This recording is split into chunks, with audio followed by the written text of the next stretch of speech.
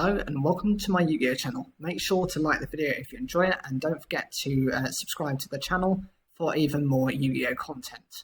So today we're looking at a brand new card coming from Blazing Vortex. This is called Divine Treebeast High Peryton. It's a Earth Attribute Plant Xyz rank 9 with 2600 attack and 1900 defense. It requires 2 level 9 monsters. You can only use each effect of the first and second of this card's name once per turn.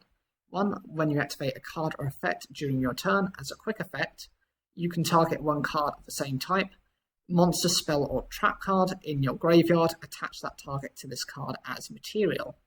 2, when a card or effect is activated during your opponent's turn, as a quick effect, you can detach one material that was originally the same type of card, monster, spell, or trap card from this card, and if you do, negate the activation, and if you do that, destroy that card. So this card actually can react to a lot of different situations depending on what you are actually running. If you're running, most people are running specifically, monster heavy decks, few traps, and mostly kind of like a mixture of monsters and spells.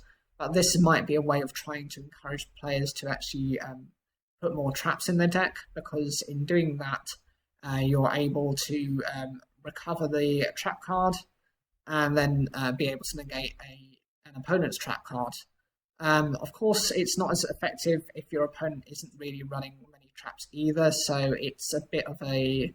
It can be a bit of a mind game and a minefield to identify and understand what your opponent is running and what ratios of cards they're running in their deck. For example, if they're running, 3 traps in their deck and you happen to be running a little bit more trap heavy, that kind of effect, attaching it back, really isn't going to do any good for you, as opposed to, just anything being able to shut down anything. I would say the good thing about it is it just continues to build up in materials, and it's something you can recover. You're basically exchanging an effect to recover something else, and depending on what type of card you're using, this might not be so big of an issue. I do think of it a little bit as like a worse version of Treebeast and what was it, Yugioh, and you've got the other Naturia monster as well. It is a bit of a weaker version, because whilst this can get rid of basically anything, if you don't have those cards in your graveyard, you just summon this card, and this is susceptible to being gotten rid of quite easily, whereas something like Yugioh can just discard a card to the graveyard, or if you've got Treebeast and the other Naturia, the one that works with the trap cards, you can just continue to send and banish to negate constantly.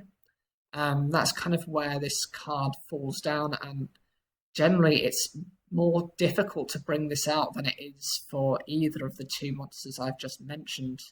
I mean, they're both synchro monsters. If you're running a synchro based deck, the level 5 and level 6 aren't hard to get out. Getting a rank 9 is not the easiest. If you look at cards such as, Dyson Sphere, for example, how often do you see number 9 Dyson Sphere being produced onto the field?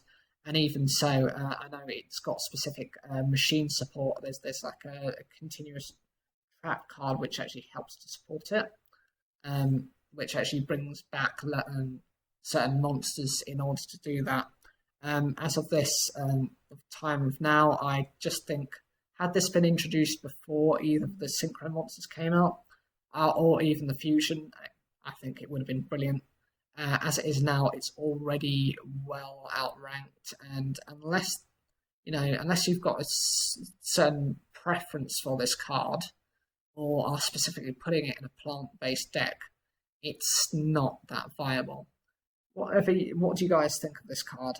Do you agree with me, or do you think actually I'm being a bit too harsh with it? Whatever you think, leave a comments down below, like the video, and don't forget to subscribe for more Yu-Gi-Oh! Daily content.